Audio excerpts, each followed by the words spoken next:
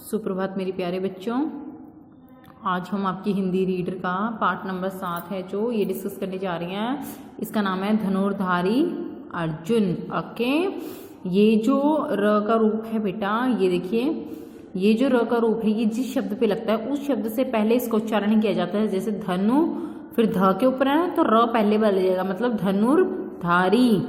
ज के ऊपर है तो ज से पहले अर्जुन। ठीक है, इस तरह से धनुर्धारी अर्जुन। धनुर्धारी का मतलब क्या होता है कि धनुष से निशाना लगाने वाला, बिल्कुल जिसका सही निशाना लगता है। चलिए शुरू करते हैं। इस पाठ में महाभारत की एक कथा वर्णित है। यह कथा पांडवों के बाल्यकाल की है। किसी भी विद्या को सीखने के लिए मन की एकाग्रता आवश्यक है। यही इस कथा का मूल संदेश है। मतलब इस पाठ में जो है वो महाभारत की एक कथा का वर्णन किया गया है। ये कथा पांडवों के बाल्यकाल मतलब उनके बचपन की है। किसी भी विद्या को, किसी भी चीज़ को सीखने के लिए हमें मन की अटेंशन जो होती है, हम मन की एकाग्रता एक जगह पर लगाना बहुत आवश्यक होता है और यही इस कथा का मूल संदेश है। चलिए शुरू करते हैं। बहुत पहले की बात है, मतलब बहुत समय पहले की बात है। हमारे देश में पांडु नामक राजा राज करते थे।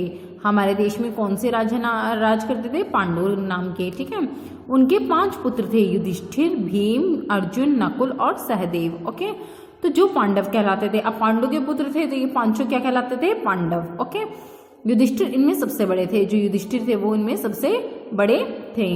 ये पांचों राजकुमार गुरु द्रोणाचार्य से शिक्षा प्राप्त करते थे।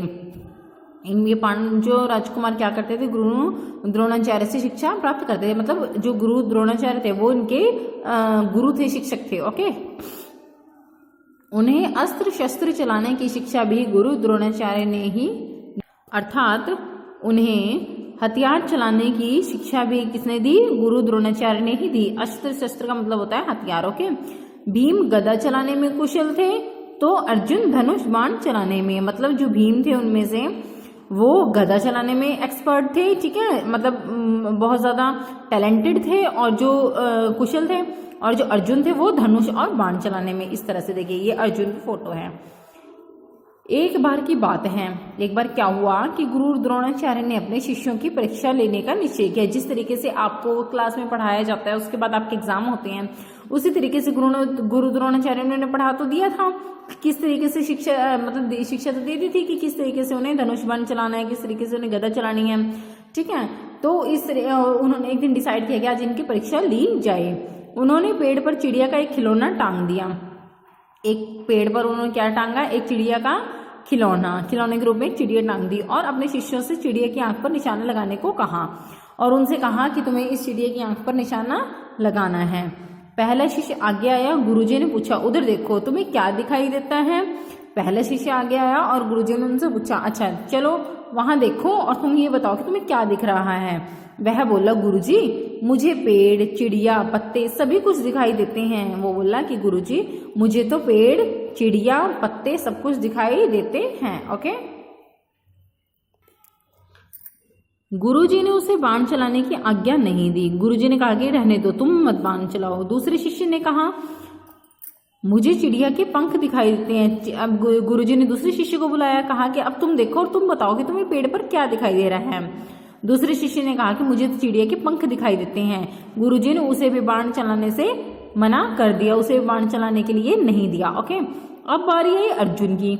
गुरु द्रोणाचार्य ने उससे भी वही प्रश्न किया।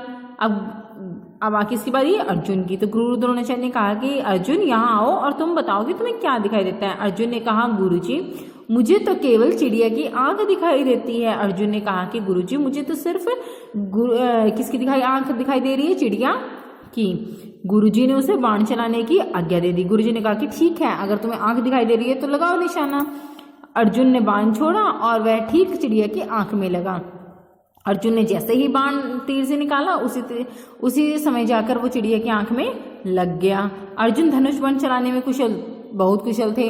उनका सामना करने वाले बहुत कम वीर थे। मतलब जो अर्जुन थे वो धनुष बाण चलाने में बहुत ज़्यादा टैलेंटेड थे। ठीक है, और उनका सामना करने वाले वीर भी बहुत कम थे।